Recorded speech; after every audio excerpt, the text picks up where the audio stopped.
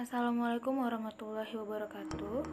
Perkenalkan, kami dari kelompok 5 akan mempresentasikan hasil diskusi kami, yaitu tentang identifikasi permasalahan media pembelajaran biologi di sekolah. Nah, sebelum kami memulai masuk ke dalam materi, saya akan memperkenalkan diri saya sendiri dan teman-teman penyaji saya. Saya Nur Sakinah Hasti sebagai moderator, dan teman-teman penyaji saya antara lain ada Juniati, Suhardi, Zulfa Safrina, dan Jeffries Aries Fari Adisaragi. Baik, nah dalam pembahasan kali ini ada 6 materi, yaitu pengertian media dan media pembelajaran, pengertian permasalahan media pembelajaran, penyebab permasalahan pada media pembelajaran biologi, sudut pandang penerapan media pembelajaran, jenis-jenis permasalahan media pembelajaran biologi, dan yang terakhir adalah cara mengatasi permasalahan media pembelajaran biologi. Baik, materi pertama yaitu tentang pengertian media pembelajaran yang akan dijelaskan saya sendiri. Telah dijelaskan, media pembelajaran dapat dikatakan sebagai alat bantu pembelajaran, yaitu semua yang dapat dipergunakan untuk keterampilan peserta didik sehingga dapat mendorong terjadinya proses belajar. Nah, media sendiri mempunyai arti yaitu adalah antara. Nah, makna tersebut dapat diartikan sebagai alat komunikasi yang digunakan untuk membawa suatu informasi dari suatu sumber kepada penerima. Nah, dalam proses pembelajaran ini, media telah dikenal sebagai alat bantu mengajar yang seharusnya dimanfaatkan oleh pengajar, namun kerap kali terabaikan. Nah, tidak dimanfaatkannya media dalam proses pembelajaran ini pada umumnya itu disebabkan oleh berbagai alasan. Nah, seperti waktu persiapan mengajar itu terbatas, sulit mencari media yang tepat, biaya tidak tersedia, atau alasan banyak yang lain. Nah, mengapa sih media itu harus digunakan? Nah, di sini ada 3 ciri media mengapa media digunakan. Yang pertama adalah ciri fiksatif atau fixative property. Nah, ciri ini menggambarkan kemampuan media merekam, menyimpan, dan melestarikan dan merekonstruksi suatu peristiwa atau objek. Yang kedua adalah ciri manipulatif atau manipulative property, yaitu dapat diartikan bahwa media dapat menampilkan ulang kejadian dengan berbagai macam manipulasi atau perubahan sesuai kebutuhan. Nah, yang terakhir adalah ciri distributif atau distributive property, yaitu ciri ini memungkinkan suatu objek atau kejadian ditransformasikan melalui ruang. Baik, itu saja penjelasan dari saya. Selanjutnya, materi selanjutnya akan dijelaskan oleh teman saya, yaitu Suhardi. Kepada Suhardi, saya persilakan. Terima kasih kepada Nur Sakinah Hasti. Selanjutnya saya akan menjelaskan tentang pengertian permasalahan media pembelajaran biologi di sekolah. Kesalahan ini bermula dari penerapan seorang guru yang menggunakan metode yang salah atau media yang salah dalam suatu materi.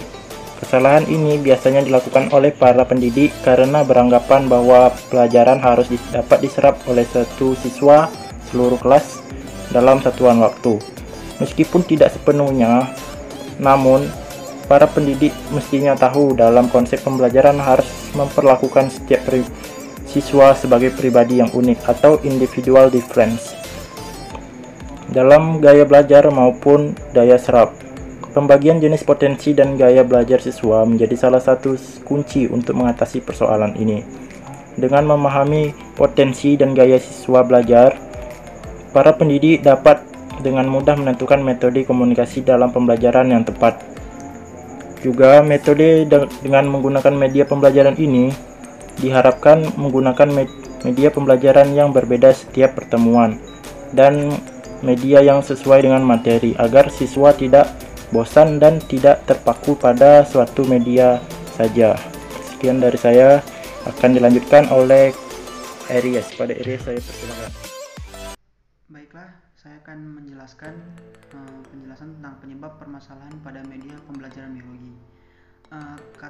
Karakteristik materi biologi adalah berupa fakta, konsep, prinsip, dan proses dari gejala-gejala hidup, serta seluk-beluk yang mempengaruhi hidup termasuk interaksinya dengan lingkungan. Materi biologi terus mengalami perkembangan sejalan dengan penemuan-penemuan baru dalam bidang biologi dan cabang-cabangnya, serta perkembangan ilmu pengetahuan dan teknologi.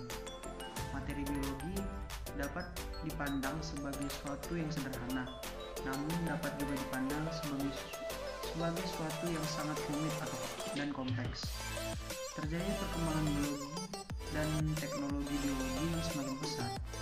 Keadaan ini mendorong para pengajar dan pendidik biologi untuk melakukan perbaharuan dalam pemanfaatan hasil-hasil teknologi dalam proses belajar mengajar biologi. Baiklah, itu saja yang bisa saya sampaikan. Terima kasih. Assalamualaikum warahmatullahi wabarakatuh. Perkenalkan, saya Zulfa Sabrina. Selanjutnya itu tentang mengenai sudut pandang penerapan media pembelajaran. Beberapa sudut pandang media yang mempengaruhi pembelajaran secara berikut. Yang pertama, media sebagai tutor atau guru. Yang kedua, media sebagai agen sosial. Yang ketiga, media sebagai pemotivasi untuk pembelajaran. Yang keempat, media sebagai alat mental untuk berpikir dan memecah masalah.